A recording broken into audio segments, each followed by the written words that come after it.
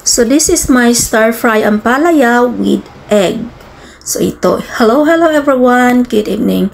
Magluluto ako ng ampalaya, stir fry ampalaya with egg. So ito yan, ilagyan ko muna yan ng asin, tapos i-mix natin lang yan. Pero hayaan yan, mamaya hugasan natin yan.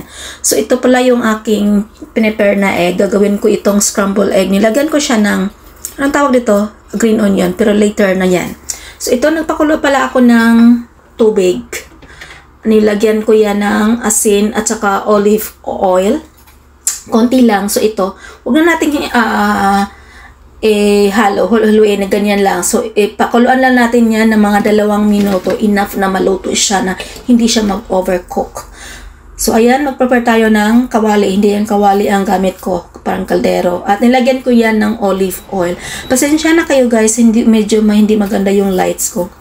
Ayan, itunahin muna natin yung ating scrambled egg. So, scrambled egg with green onion yan. So, yan. So, after nito, pwede na iulam yan. Charot. So, yun nga pala guys. Maraming beses na ako nagluto ng stir fry ampalaya.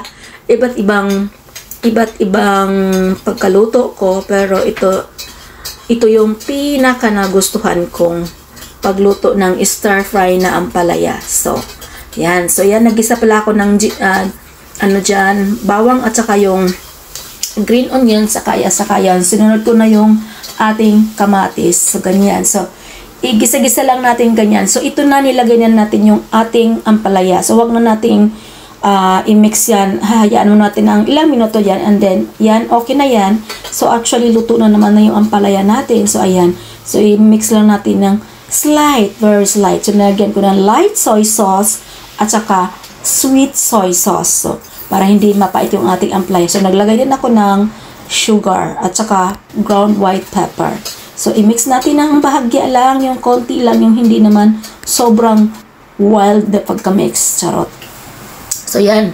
Ito, naglagay tayo ng egg, isang egg. Ayan, i-mix lang natin ng bahagya din, yung hindi naman wild talaga, no? And then, ilagay na natin yung ating scrambled egg. So, ito yung ating ampalaya, stir fry ampalaya with scrambled egg.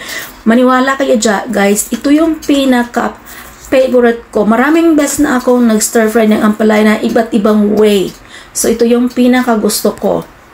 Kahit bata, ito yung sekreto kung bakit hindi mapait yung ating ampalaya. Pakuluan mo na, ibabad ng konting asin, pakuluan din, hugasan mabuti, and then pakuluan din ng tama lang, yung half cook siya, hindi siya masyadong lata. So ayan, luto na siya.